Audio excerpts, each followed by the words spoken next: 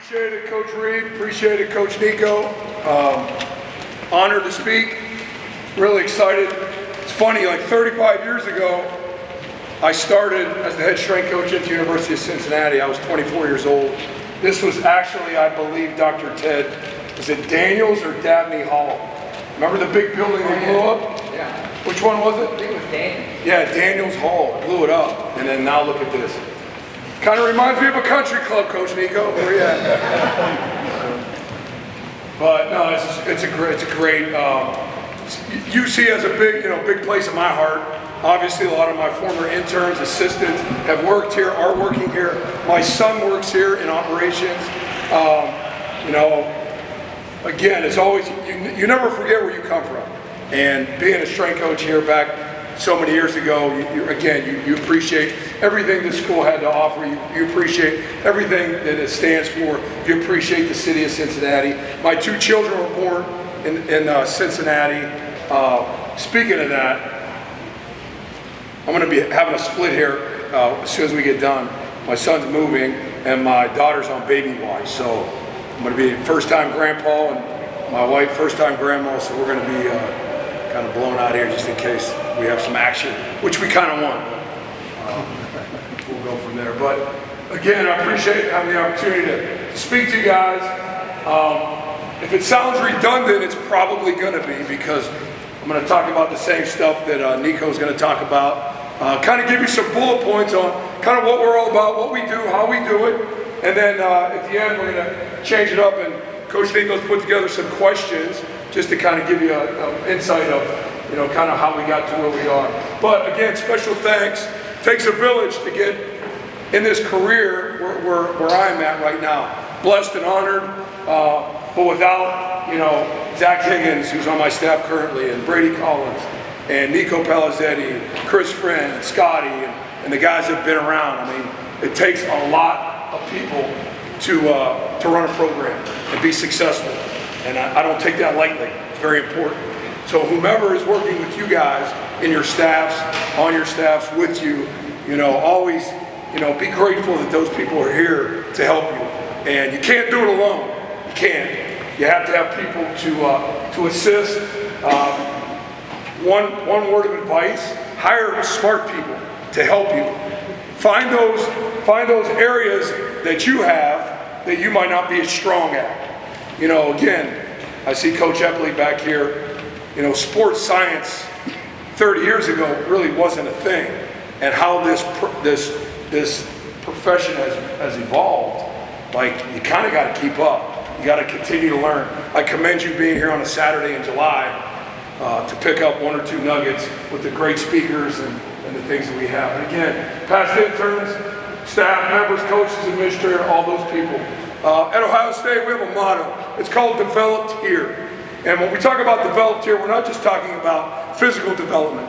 We're talking about mental development, emotional development, spiritual development, and then physical development.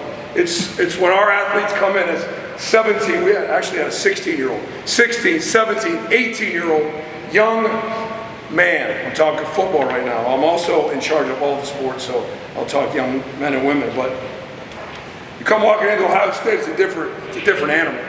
And then hopefully 2, 3, 4, 5, maybe 6 years later, they leave better than they got there. They leave more mature. They leave there ready to take on the rigors of life, to take on the NFL, NBA, whatever it may be, or just be a great human. So developed here is much more than you see on social media. Performance team approach. So very similar to what Coach Nico was talking about. Number one is our HPT. I think this is the most important group of professionals that you're going to work with, or that we work with. That's our high performance team. That's the day-to-day, boots on the ground, in the weeds, the athletic trainers. They see our athletes every day. They work with our athletes every day. Strength and conditioning, every day. Our nutritionists, every day. Sports psychology is around sports science, and we meet not only once a week, we meet it like 5-6 times a day. I try to spend as much time as I possibly can with the high performance team, because they know They know what the athletes are going through. They know what the athletes' strengths are, weaknesses are, and we continue to evolve to make sure we are turning over every stone. We're looking around every corner.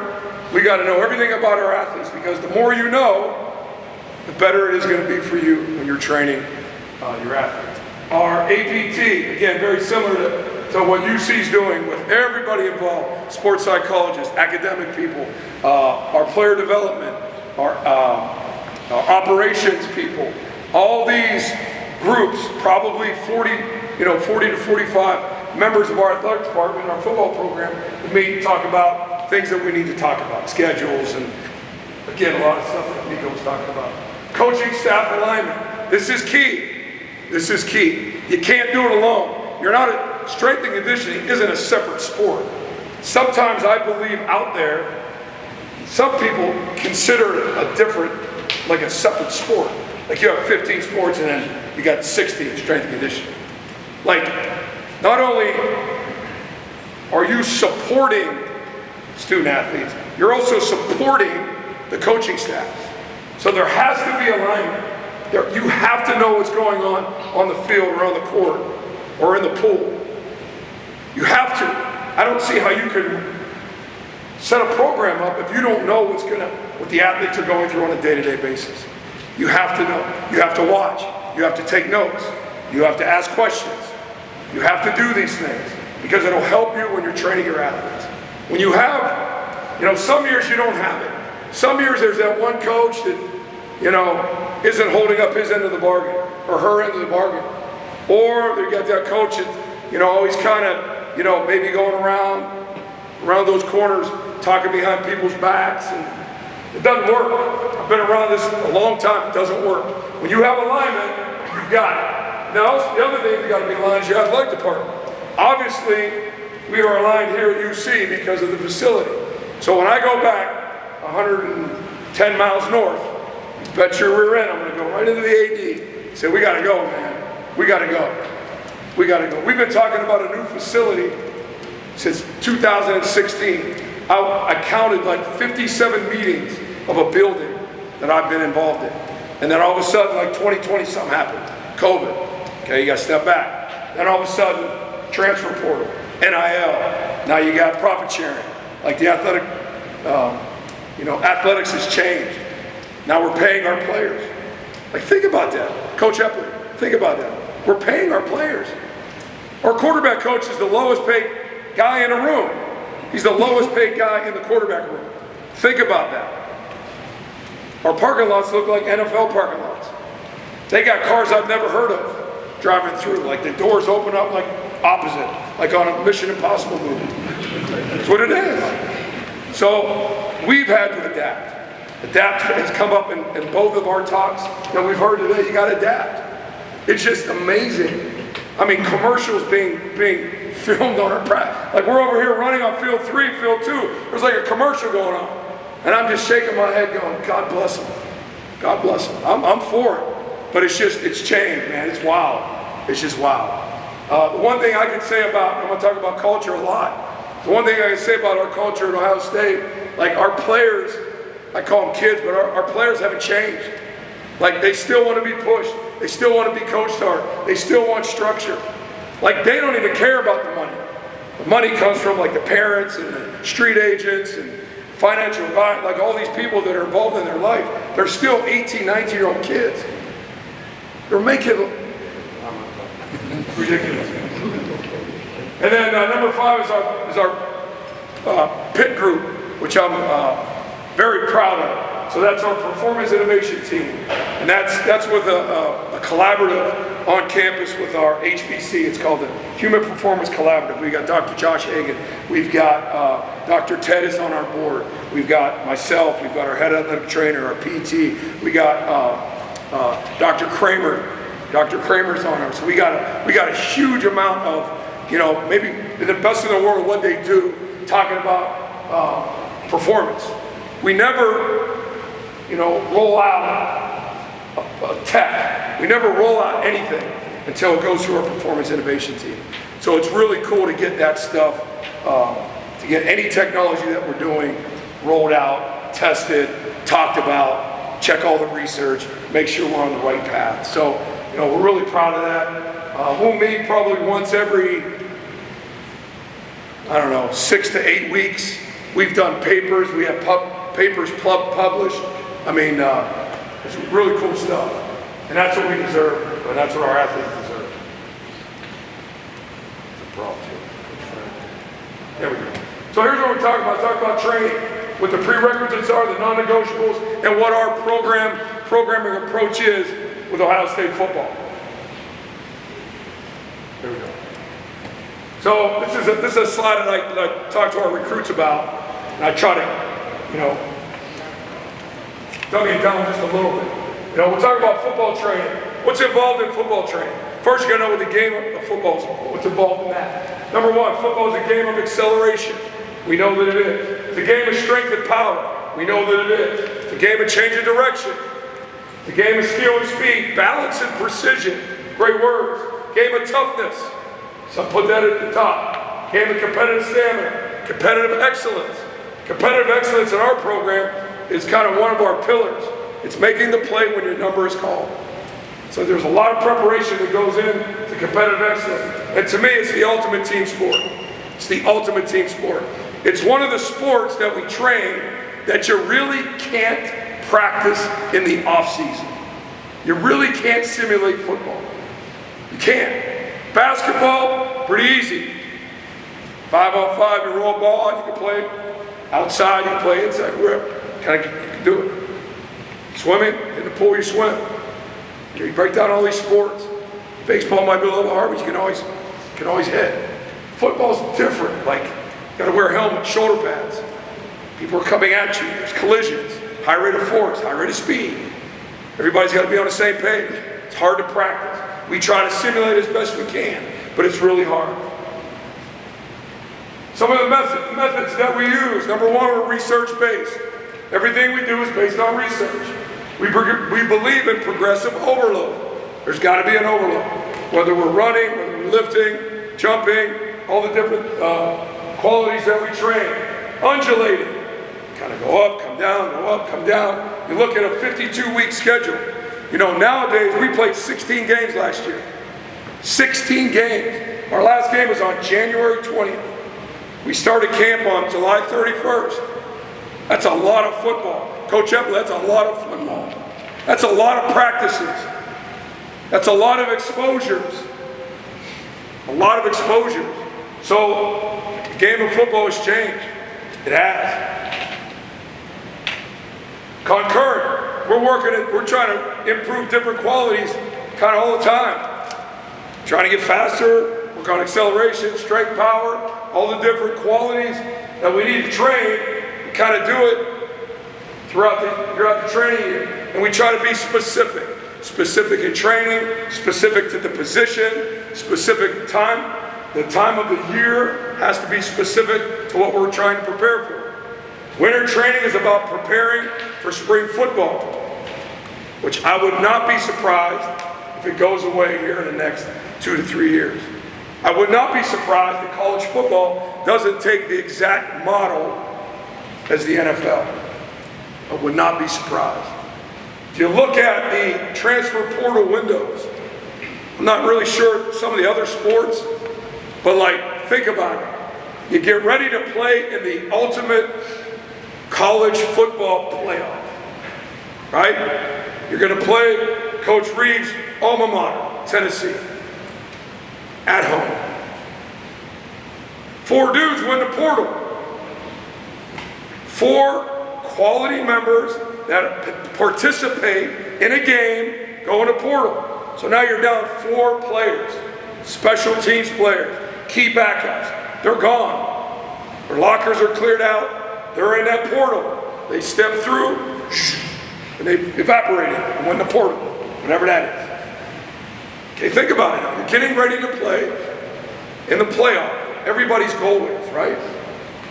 We're gone, right? And you play through the playoff. And as soon as the playoff's over, we got guys, actually we were going through the playoff. We had anywhere between 6 and 10 guys during the weeks of preparation going on visits during the playoff. backup quarterback was like going on visits. So we had to schedule our practices, or they had to schedule their visits kind of around our practices. Weird, just crazy. Then you get done. Well, let me step back. Our school started on January 6th. So here comes 26 new Buckeyes in the program. We're on the second week of the playoff. We have nowhere to house these 26 players. There's no lockers. We're not UC. We don't have all those lockers. We didn't have lockers for like highly recruited football players. We had to put them in a gym. We got those old metal lockers and put them around and kind of blocked off so that they could change. Guys are walking. If you got guys who were at Ohio State, you know the one hallway going from the parking lot to the locker room. So the weight room's right here, and there's a hallway. We had these. They didn't even know the rules because we're getting ready to play the playoff. Guys are walking down the hallway in towels, like coming from the showers. I'm like, oh my God, what are we doing? Then we go to the Cotton Bowl, I believe, playing Texas. We had to take them with us. What, are you going to leave them on campus? So now they're on the sidelines. They don't even know. I mean, there's 26 guys. Rose Bowl, all these bowl games and the playoffs. So you have to kind of get yourself through that. Like, think about that. And then when the season was over, we get back. They're in their third week of training. So there's no days off. So we're training the mid-year teams, 26 guys. The other players got time off. Obviously, they need time off. But if you look at it, like, college athletics is in a weird spot. And whoever's in charge of making some of these decisions really needs to sit down with the Buckeyes and some of these other teams that had to go through this. So, anyways. And then what is our program approach? So our program approach is kind of a three-tier, three-level that we try to call. Number one is our ground zero program. That's the new players in the program. Whether they're a transfer, whether they're an incoming freshman, whether they come mid-year, or whether they come old school back in June, when the summer begins. And we treat all these athletes the same, like they've never trained, because we have to. We have transitional approaches that we use as we progress our athletes when they're new in the program, but we just consider everybody the same. Now, once we get into that ground zero program, athletes will progress at different levels. Obviously, if you have a fifth-year transfer, you do the evaluations, you do the assessments, you see where they're at, you have those conversations. I want to know what they did, when they did it, how they did it, what times they did, all these things. That will help us get the information that we need to make the next step. And then we just slow cook it as we go through that period. So that's number one. Number two, position specific. Wideouts are going to do what the wideouts need to do for their job description. Defensive line has another job description. So we're going to train them to do what they need to do on the field. Quarterbacks different than O-linemen. Kickers different than safeties. Here's one for you. Safeties different than corners. They do different things. Okay? And then the third thing is the individualized programs. So everyone has the different strengths, different weaknesses, kind of where they're at in their training cycle, their training knowledge, their training experience, and then we kind of go. But we do this in a team setting or a group setting. So it takes a lot of people involved to get this thing going in the right direction. Make sense?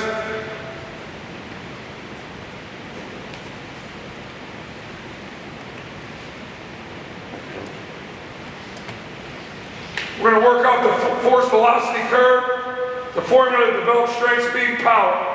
At the top of the force velocity curve, obviously you have your force. Down at the bottom you have your high velocity. And then we're training all the way through that continuum. Our high force development is achieved through strength training. Obviously, squat, bench, deadlift, clean, hang clean, power clean, all your traditional lifts. Power is the ability to exert force in a short amount of time. You got your Olympic variations, you've got your dynamic effort, your plyos. Football is a game of power, so we're going to spend a lot of time there as well. And then you got your speed component, towing, sprinting, bounding, all the different things you do to help improve speed and acceleration. Okay, pretty simple. Coach, thank you. Strength training, we're going to utilize multi-joint movements, anywhere between 80 and 100% of the RM. Progressive overload, we've got a bunch of different methods that we use. And we call this the Bears model. Russ Reeder was the strength coach back in the day. He's got a great progression for some of his core lifts that we've been using for years. We got a modified 5-3-1. We've got a little bit of weight. Mirroring 6-4-2, 2-4-6. We use the clusters. Coach Hootie is 6-4-2, 2-4-6. It's Dr. Kramer's big accelerated program.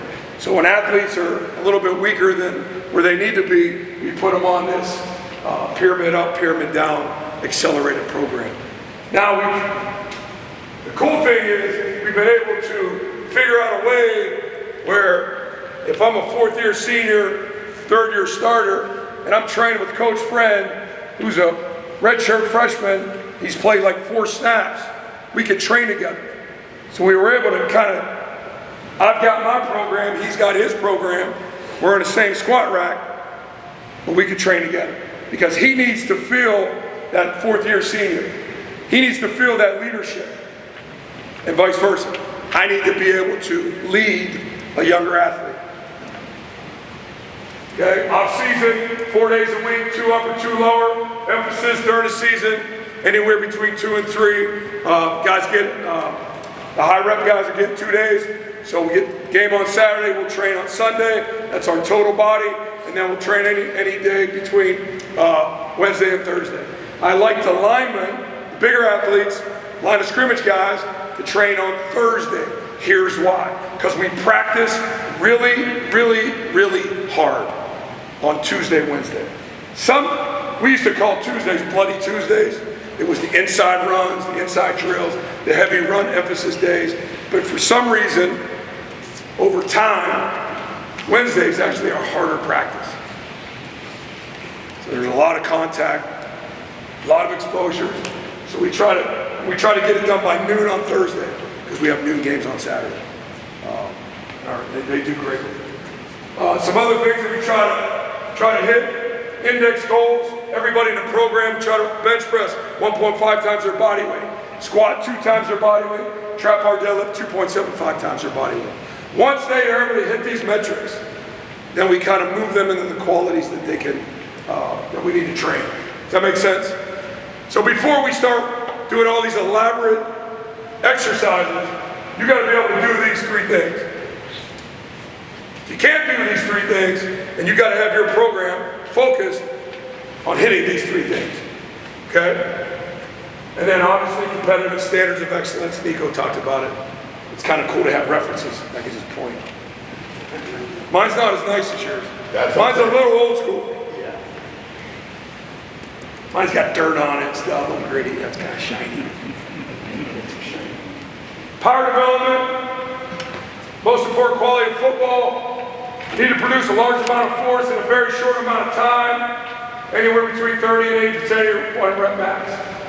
We develop power, we use velocity-based training, Olympic variations, plyometrics, resistance sprinting, just to name a few. We have a lead form, force plate testing, combine test, all the things in that middle continuum for power. Here's our metrics: 2 times your body weight, 1.5 times your body weight. Then the other thing, a metric that we're trying to hit is our power squat. Being able to move your body weight 1 meter per second. And then for our bigger guys, 0.9 meters per second. So that's one of our metrics that you got to hit. That's one of those measurables that we're trying to get by towards the end of the summer here. And we can do that. We do that a variety of different ways. We'll do that as a free squat. We'll do it with a touch and go box squat. Again, trying to move that weight. 1.0 meters per second. Here's our standards of excellence. We can fast forward through that because it's pretty similar. Speed development, acceleration training, any max velocity under 30%, rate of force development. There's a kind of a sample speed workout, some heavy marches, things like that you can take a picture of. The other thing we're working on, we have, again, we have a great resource of 1080 sprints. So when we first started using 1080 sprint, we used it just for profiling. And then we put the athletes in a bucket based on what the profile indicated that they need.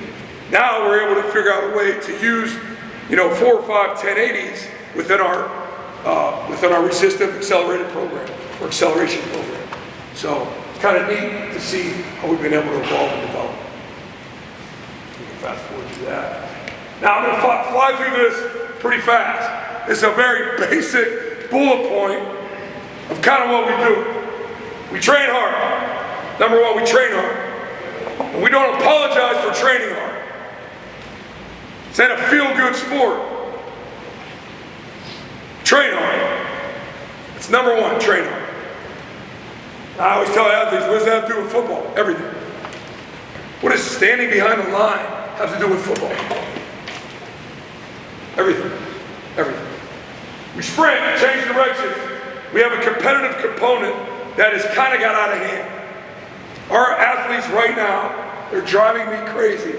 All they want to do is compete. They want, like, every exercise that we do in the weight room or on the field, they want it competitive. Everything. It's a lot of work. It gets out of hand, so we got to kind of dial it back. We always train with a partner. Always train with a partner. And then we have it set up right now. 3 squads, same amount of O-line, D-line, offense, defense, skill guys, big skill. And it's kind of intermixed. So we could train in squads, we could train offense, defense, we could train skill and line, but everybody has like a different squad. But you always train with a partner. I like to have some of the workouts, offensive linemen train with a DB.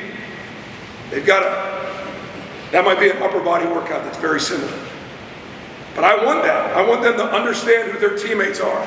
I want them to respect the amount of work that they put in.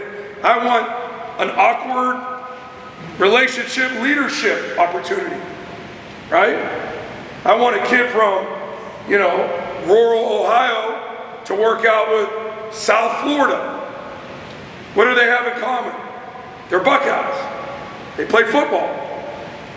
They're getting paid. That's about it. We jump, we land, we strive to hit those metrics. We pull, we push, we shrug. We train the neck.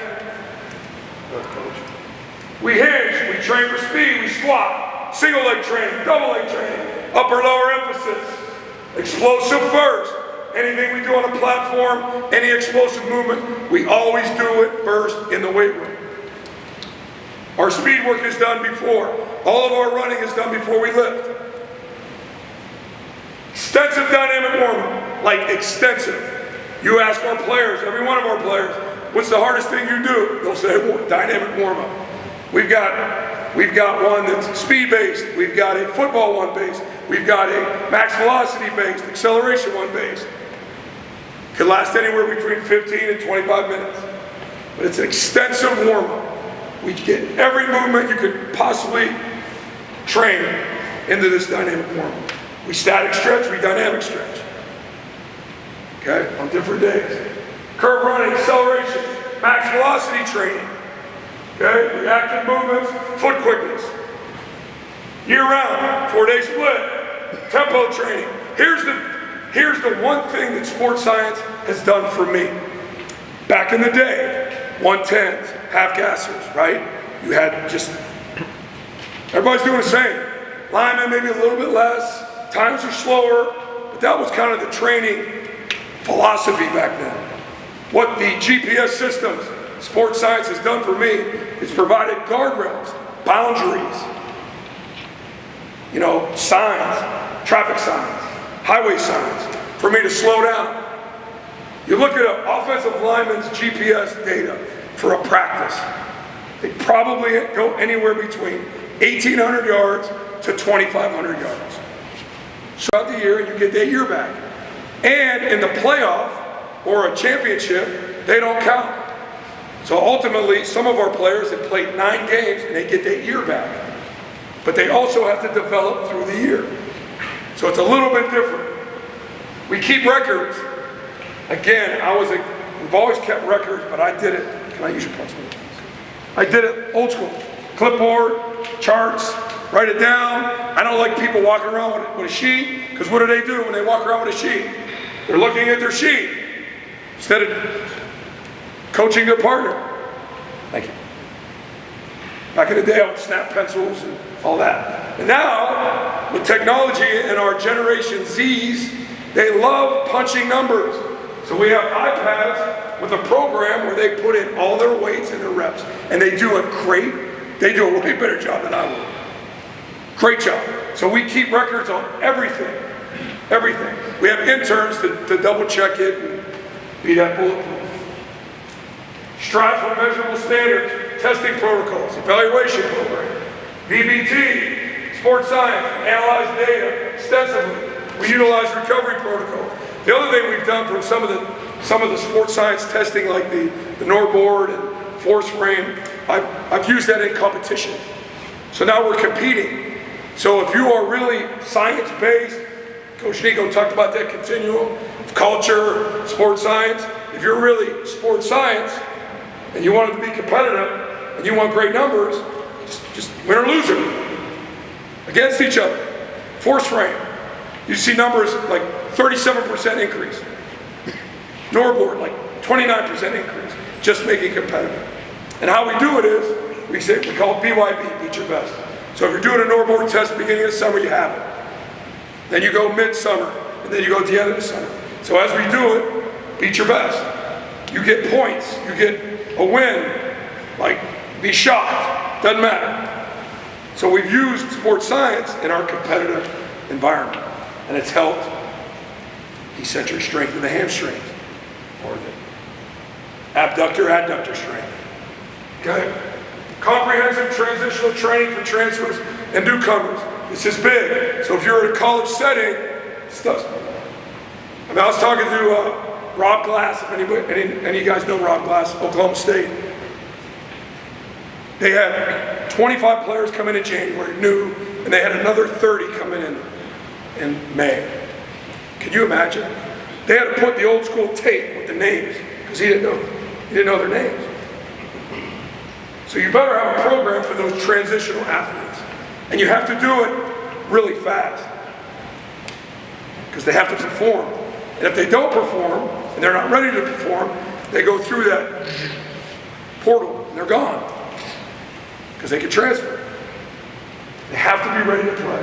So everything's got to be sped up, safely. Science-based training, we talked about pit group, league form, Hawkins, all the things that we do. Zebra, that's some of the things that we use. Any questions on that? I know it's fast, I'm just trying to give you some bullet points. Now I'm going to talk a little bit about culture.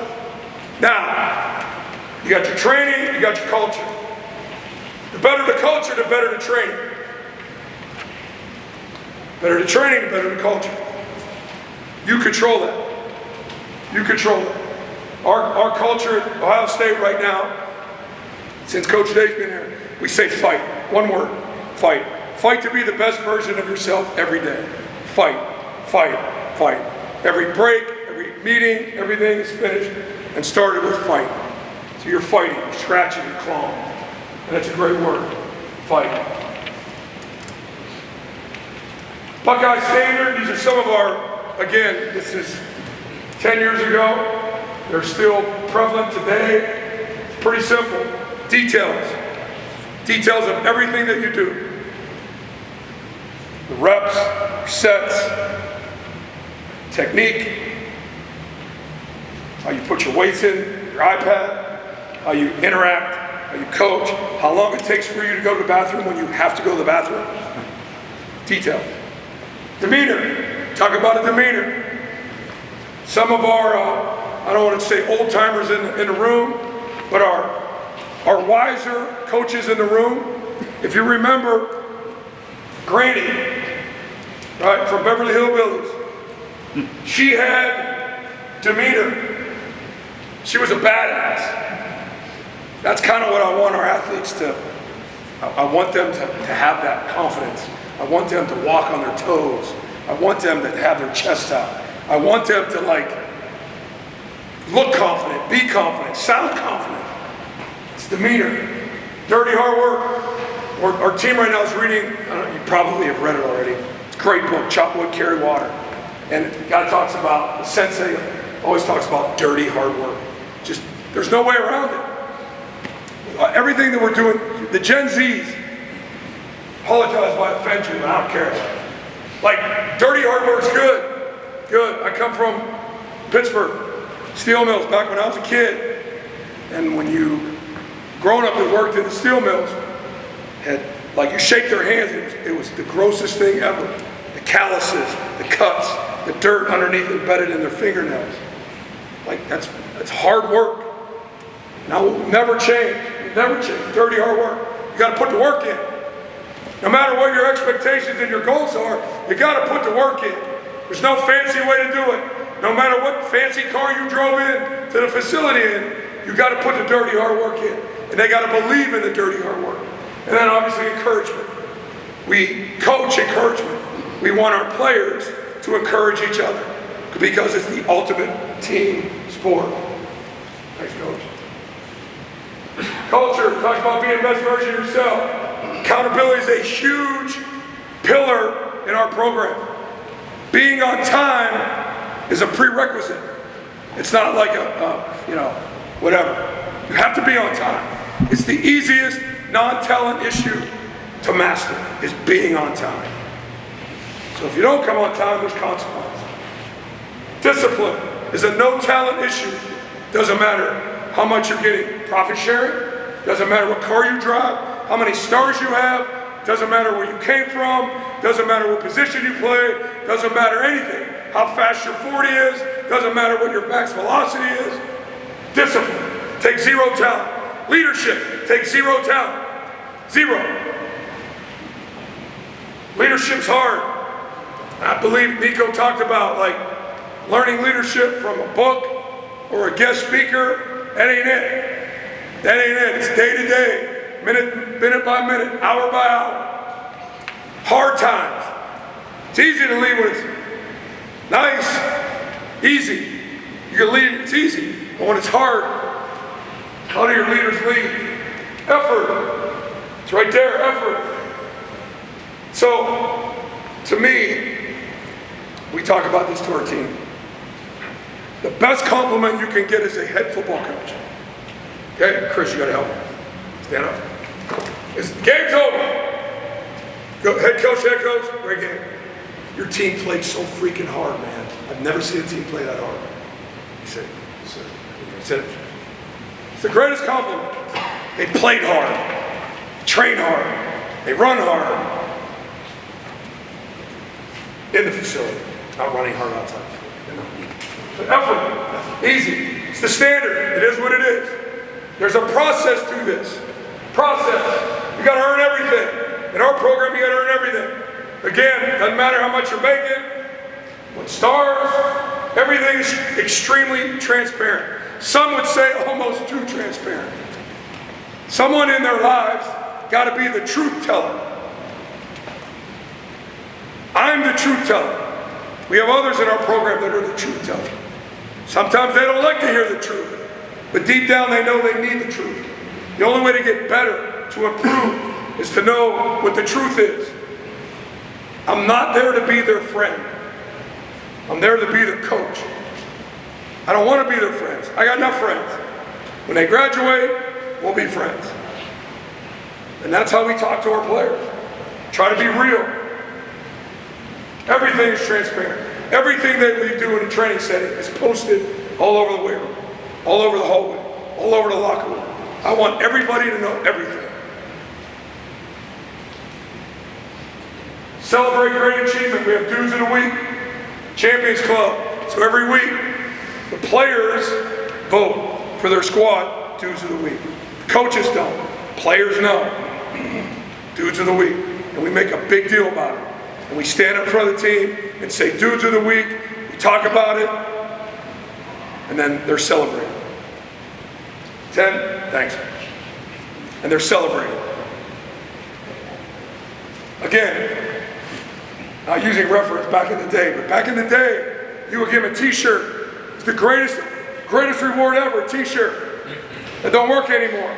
They don't care about that. But standing up in front of the team and recognizing one of your teammates and your players, unbelievable.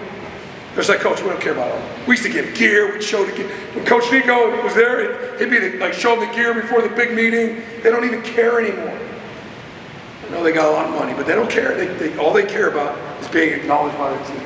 In Champions Club, we do it at the end of the winter, end of the summer. It's a ginormous deal. It's a huge deal.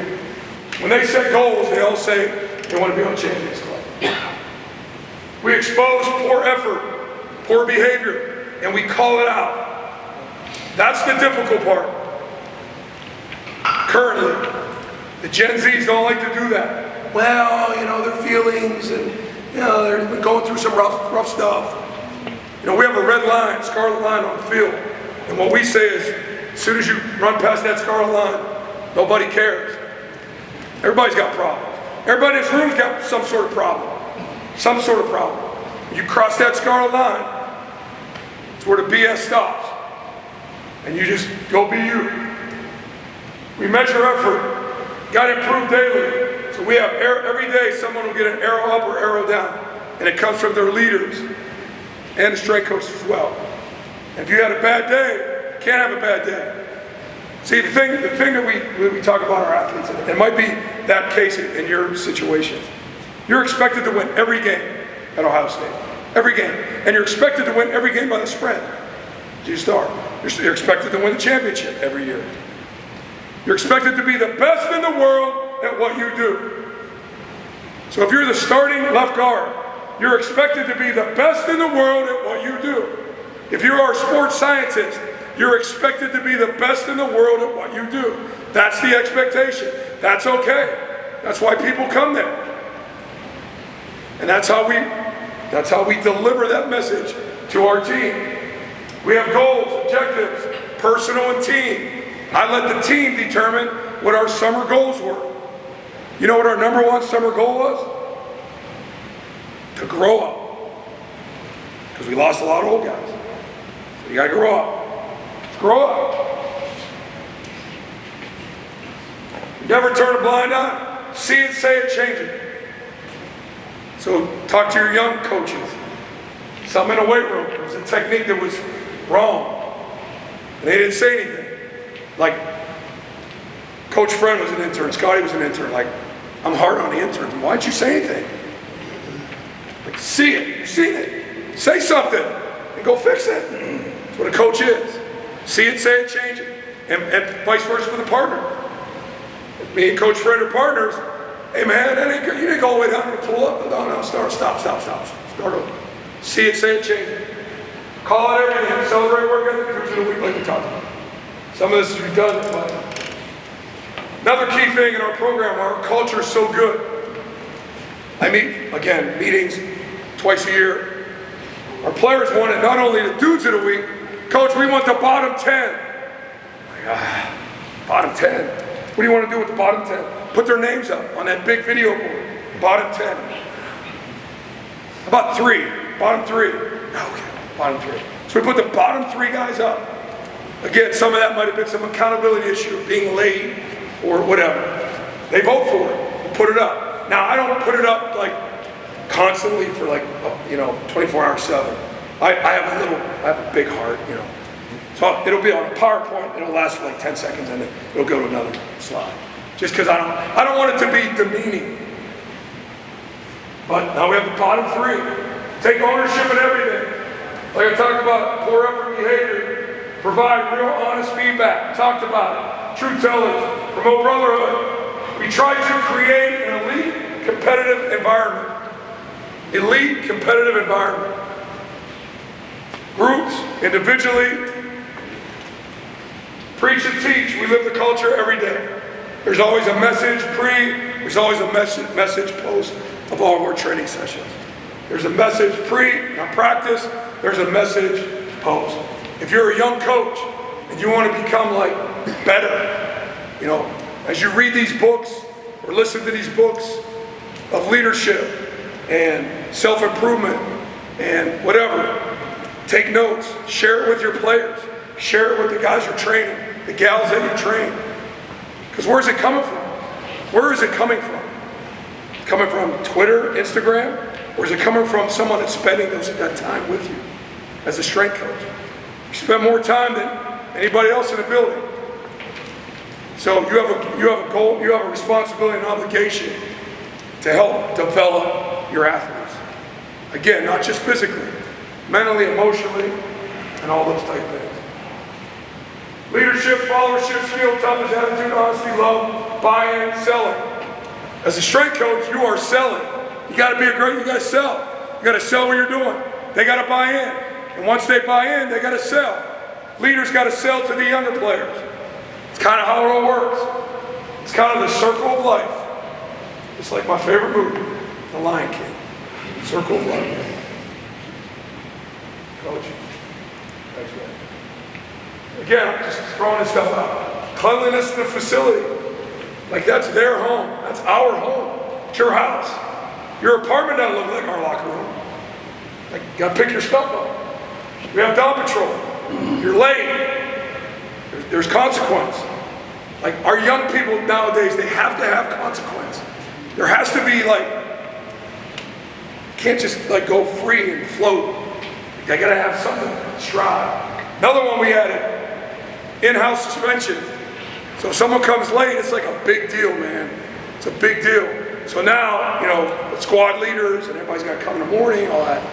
But then the perpetrator has 6 to 6 in the facility. So 12 hours of their time. So they got to help the trainers. They got to help the nutritionists. They got to help the cleaning people. They've got to do study work in a room. They've got to help the strength coach set up and break down. It works because they won't come late again. Talk about community service. We use community service to help build our culture and help build our players. We make them say please and thank you. That's crazy, man. Please and thank you. But we make them do that. They got to earn everything. And I talk about, you know, what my job title is. Not only to help program and train our athletes bigger, faster, stronger, and all that, but it's to drive the culture. The culture has to be mirrored with the football program. It can't be a separate entity. It's got to mirror. So whatever sport you're working with, make sure it's mirroring that sport. And then lastly, my job is to motivate and inspire the competitive human spirit. That's our job. Our job is to motivate. Our job is to inspire. If someone doesn't quite train hard enough or is into it like you are, that's okay. That's why they call you coach. You got to develop a relationship with them so they know you care. When they know you care, they will crack their chest, open it up, and give you your heart, their heart. Once they do that as an athlete, great things happen. They reach their genetic potential. They reach their expectation. They reach their goals and aspirations. They do. They just do. And then talked about routine and some of our things. Ring fence program is a program that we developed a couple years ago with our sports scientists, and we dive deep into about 30 players that take all the snaps. And every Tuesday, before meetings, we'll get a force plate jumps on them to see what our fatigue is from week to week. And it's done wonders. So if we need to back a guy down or push a guy or get some more recovery, we could do that after a day off. So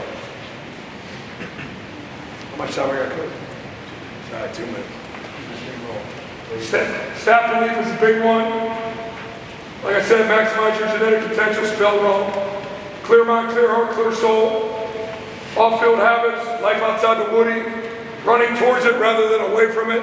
We try to run towards the fire rather than away from it. Perpetual development, I believe in. Development is directly correlated to your commitment, your discipline, your accountability, and your personal GSF. Anybody other than who worked with us in the past know what GSF stands for? Give a shit factor. Thank you. They care, they take care of their stuff, all of a sudden development accelerates.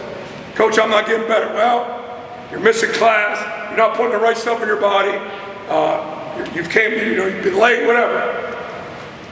Kind of what it's about. I think I have. Coach Eagle, I don't think we have time. Any questions?